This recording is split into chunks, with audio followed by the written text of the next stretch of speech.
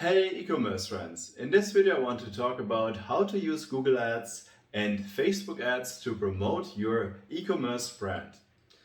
This video is not going to tell you what platform to start out with first, because this depends highly on factors such as the market, the product and the business that you are doing. In general, Facebook is a really great platform to increase your brand awareness. People go there to socialize and for other purposes, so you have to go there and interrupt their interest. Google, on the other hand, is more targeted towards their search intent by the contextual targeting options. What we have seen, what works well, is a combination of both platforms.